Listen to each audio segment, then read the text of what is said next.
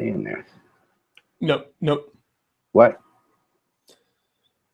Hey everyone, I'm Matt Friedman, Matt at the Oracle. It's Thursday, August 27th, which means that it's time for the College Daily Slant powered by Pro Football Focus and brought to you by DraftKings.com. That's right, this is the PFF radio show dedicated to college football and daily fantasy sports, and we have a great show coming up.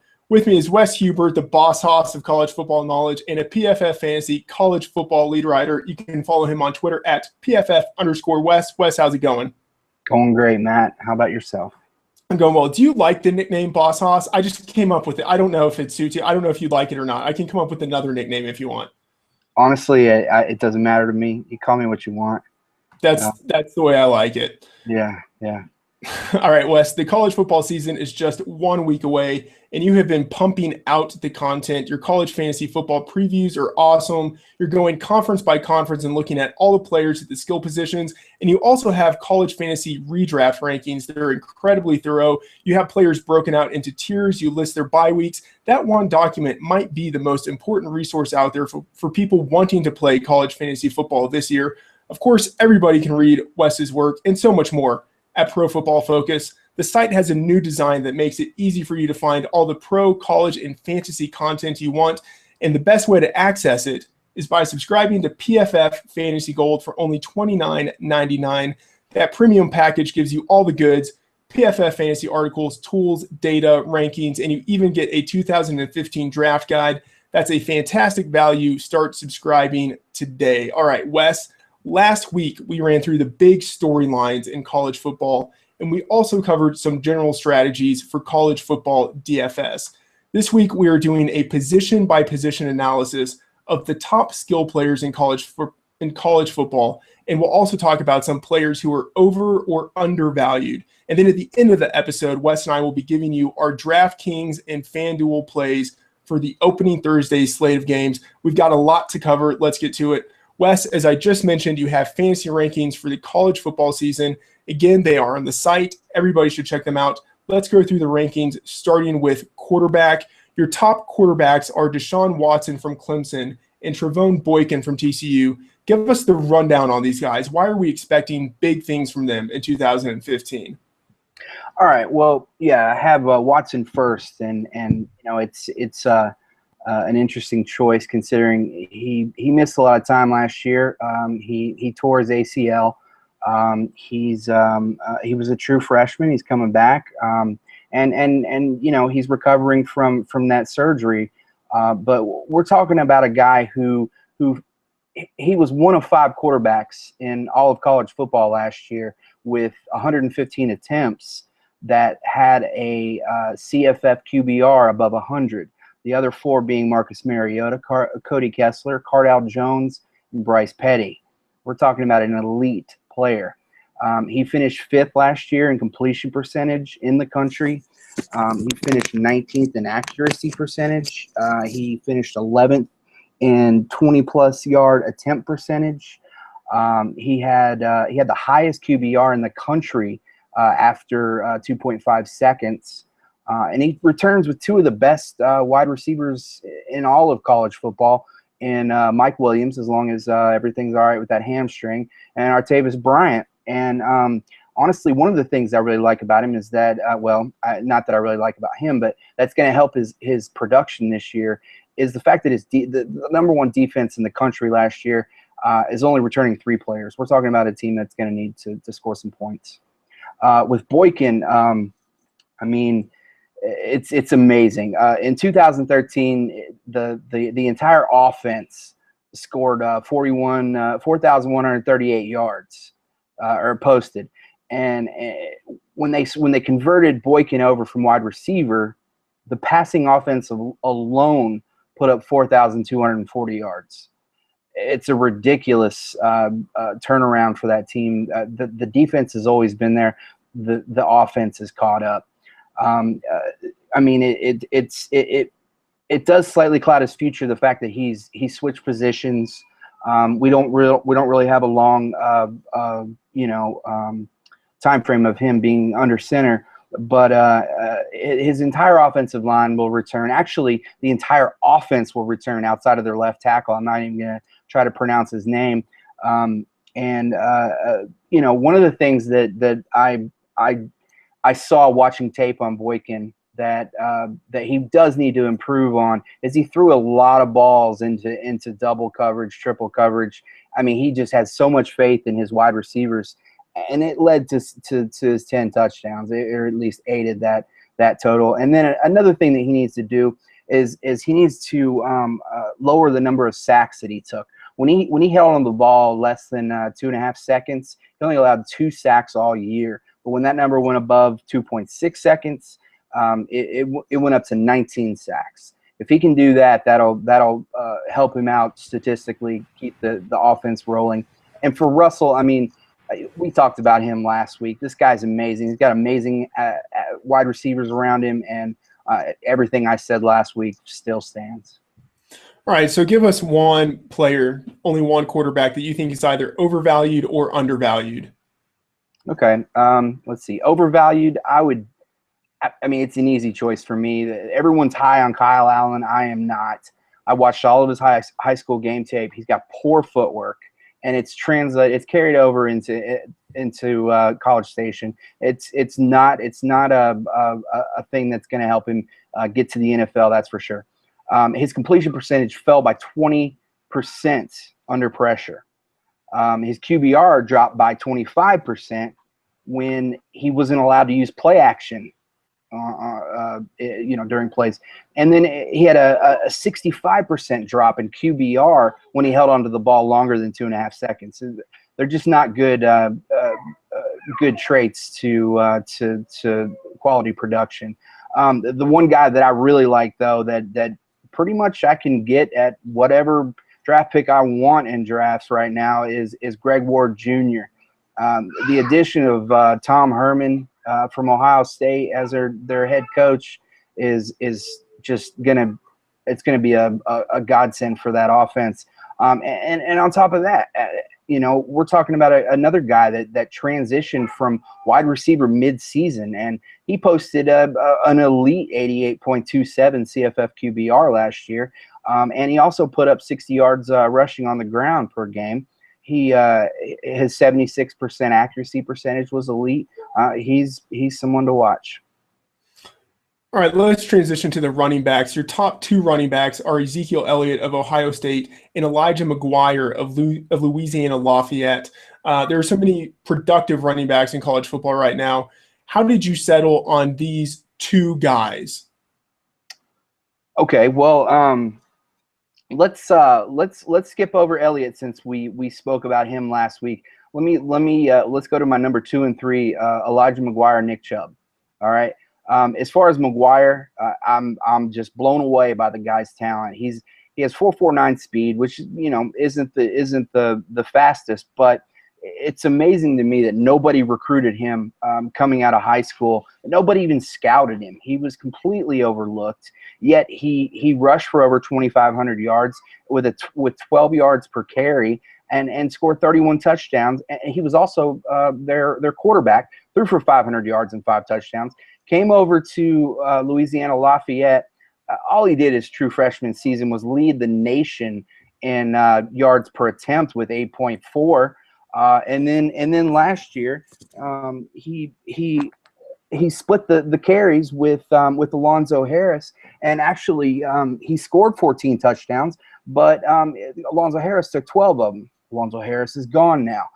He led the team in receptions, and he was second on the team by 2 yards in receiving yards. As far as Chubb, I mean, everyone knows the deal there after Todd Gurley got hurt. He's got 4.47 speed and a 40.8-inch vertical, which is ridiculous. It just goes to show the type of athlete he is. When he was at Cedartown High School, he put up 244.5 yards per game and 41 touchdowns. And high school stats don't always translate, but here they did. He last season as a true freshman, he shed a tackle on once every 3.48 rushing attempts, and he put up the one of the best elusive ratings, which is one of the PFF signature stats in the country at 108.5, which basically tells you how hard you are to tackle, and he was very difficult. And on top of that, he posted an elite 52.1% breakaway percentage. And that just shows how much of a home run threat he is. And to top it off, he caught every catchable pass thrown his way. All right, now give me one notable running back, one guy that you think is either significantly overvalued or undervalued. Okay. Well, I mean, if I'm going to go undervalued, it's got to be Jalen Hurd out of Tennessee. 6'3", 230. He doesn't have the most dominating speed, but here's another guy that came out of high school in 2013 with Chubb and was just dominant. Put up 240 yards a game and 43 touchdowns in his junior season. His senior season, he hurt his shoulder and only took 20 carries, but and that pretty much damaged his recruiting process. But last year he was a very difficult tackle, and he put up 35 receptions, which is great. And I really see him having an even better season this year. All right, and then let's transition to the wide receivers. You have Katie Cannon of Baylor as your top guy. You have Kevin Lucas of Tulsa, and I'm never sure if it's Kevin or Kevin, but of Tulsa. Talk to me about these guys. And then also, so we've already talked about Katie Cannon before. If you want, you can talk about the third guy, Rashard Higgins of Colorado State. Yeah. Cannon, basically all I want to say about him, NFL.com named him the sixth fastest player in college football. That's all you need to know. The man is undefendable. Just forget about it. With Lucas, he's not only put up 101 receptions last year and 11 touchdowns. He's gaining Baylor's offensive coordinator as his new head coach in Philip Montgomery. He's going to be bringing over a powerhouse offense, and he finished last year with the 23rd best yards per route run of 2.55, and he's the focal point of the offense. As for Higgins, I mean, I completely understand. They lost Garrett Grayson to the NFL, and actually I think he's going to be a good NFL quarterback eventually. But I completely understand the concern with Higgins, considering they have a redshirt junior as their new quarterback, Nick Stevens. But, okay, just wrap your head around this, okay? He averaged 19.1 yards per receptions on screens last season. That's ridiculous. Okay, and then he put up 915 of his 1,750 receiving yards after the catch. All this guy's got to do is just get the ball in his hands, and he'll do the work for him. That's fantastic stuff. And then, which one wide receiver do you think is either significantly over or undervalued? Let's go under. Let's stay with the positive side here. I really like Artavis Scott in Clemson. I've already mentioned him, but in drafts, I can't believe how far he falls and how far I can pick him up. I can draft him as my wide receiver 3, and that's ridiculous. As a true freshman last year, all right, he received the same number of targets as Mike Williams, yet he put up 21.7 more receptions. His wide receiver rating was 9th in the country. His yards per route run was 15th. As a true freshman, it's ridiculous, and I can't believe he's being overlooked. Do you think there's actually a chance that he could overtake Mike Williams this year as the lead wide receiver? Well, he's not. He only he only saw 5 catchable 20-plus yard targets last year, and he caught 4 of them, I believe, for 2 touchdowns. He's not going to be taken over as the vertical threat. Now, what he is, he's their possession receiver, regardless, independent of what Williams does. Williams is going to put up his statistics, and so is Scott. They're a great combination. All right, and then finally, let's talk about tight ends because we just sort of have to. Your top 2 tight ends are Bucky Hodges of Virginia Tech and Evan Engram of Mississippi. Tell me why fantasy players should even care about these guys. All right, with Hodges, we're talking about and I'll keep this brief. I know nobody really wants to hear that much about tight ends, but Hodges is an elite athlete, possibly the most elite tight end athlete in the country. He's got Gronk measurables, and I'm not even exaggerating one bit. All right, and here we go again. Another guy who was recently converted from a quarterback this time over to tight end. If you go back and watch that Ohio State game when Virginia Tech beat them, look and see who caught the touchdown pass to put them ahead. And Evan Ingram, you know, he put up some really good numbers last year. He burns everybody, I'm sure, in some DFS. But you know, again, we got to have our blinders on. This guy has got some receiving chops, and to be honest, with new quarterback Connor Mitch under center, he's going to be looking for him early and often. All right, Wes, that was awesome. I think really useful, not only obviously for redraft and Devy leagues, but also for people who play DFS, and that's why we're here. So let's get into it. Let's talk about the players we are looking for in terms of next Thursday's opening slate of games. Let's do DraftKings and FanDuel. Let's start with quarterbacks. Wes, you go first. Who are your 2 plays of the week? All right, and I'm gonna go a little lower priced here. Now, of course, you're gonna want to play some of the more expensive players, and that's fine if those are your picks. But I'm going to go a little bit lower here to give you some options so you can open up some salary up in other places. On DraftKings, I really like Connor Mitch, and I realize he's not set the world on fire during the off-season scrimmages. That doesn't concern me, honestly. The guy's got Farrell Cooper to throw the ball to, and he's easily one of the top 10 wide receivers in the country. He's going up against UNC. It's possibly the weakest defense he's going to face all season. I see him putting up enough points to justify that salary. And then over on FanDuel, I really like Cooper Rush. Central Michigan going up against Oklahoma State. I understand that's a tough matchup, but he's also, if you watch the Popeyes Bahama Bowl last year, he put up 493 yards and 7 touchdowns against Western Kentucky. Not the greatest defense, but when his team gets down, he starts airing it out. All right, those are, I think, both 2 really solid plays. For me on DraftKings, I'm going with Trevone Boykin of TCU at $10,300, and it's not really just because I went to TCU. He's expensive, but if you're going to pay up for a quarterback, it makes sense to do it with a guy who has a high floor because of his rushing production, and that's what Boykin has. TCU, they are 14.5-point favorites over Minnesota in this game.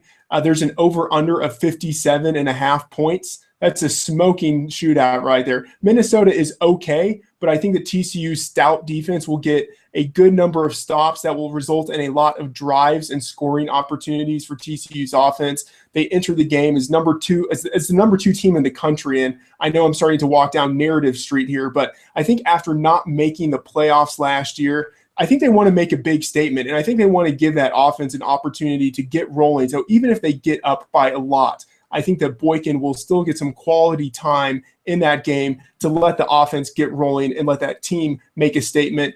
I think that there's going to be a big game from Boykin, and he's a low-risk guy. At FanDuel, I'm going with Mason Rudolph of Oklahoma State at $9,000. Not crazy expensive, but not cheap. I'm staying in the Big 12 with a high-scoring team. They run a wide-open offense, and most importantly, they have a sweet matchup.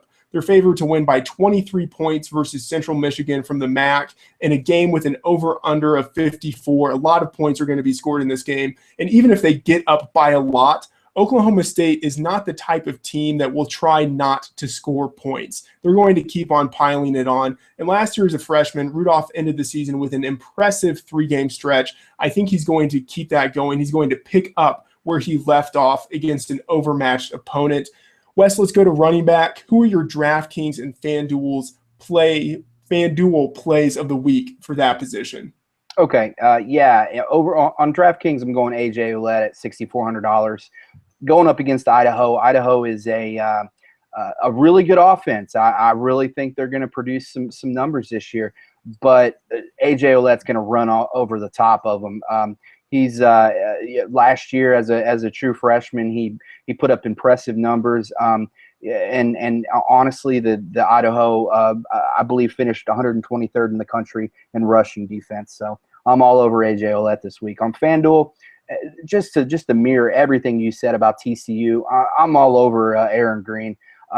He's going to put up some really good numbers. The Minnesota pass defense is decent, but their rush defense was, I believe, 64th in the country last year. They're not going to stop him. All right, and at DraftKings, I'm going with William Stanback of Central Florida at $6,600. I think in the same range as your guy. He's a slightly cheaper option, not very expensive, but he's a true junior that has a lot of upside. He's massive. He's listed at 6'1", 228 pounds, and as you would expect, he has big touchdown potential. Last year, despite battling injuries, he was an all-conference player, and despite rushing for only 697 yards, he had 10 touchdowns in 10 games played on 189 carries, and then he also scored an additional 2 touchdowns as a receiver. They're going against Florida International. UCF is a 16.5-point favorite. They're playing at home. The over-under is 46.5 points. A lot of points going to be scored. Look for Stanback to get 1 touchdown and maybe 2. On FanDuel, I'm going with Devontae Booker of Utah at $9,300.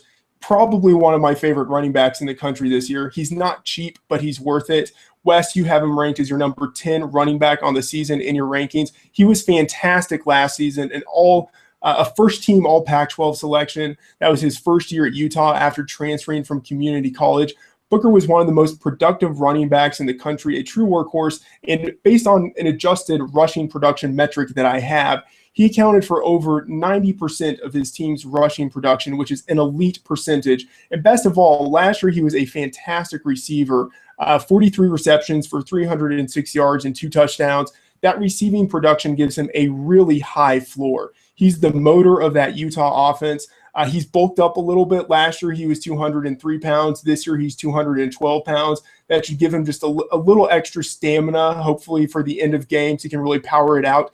Utah is a 5.5-point favorite at home against Michigan. The over-under is 46. I think really regardless of game flow, Booker is going to be relied on heavily by that team. I think 120 scrimmage yards, a touchdown, and at least 3 receptions is a pretty fair projection for what he can do this week.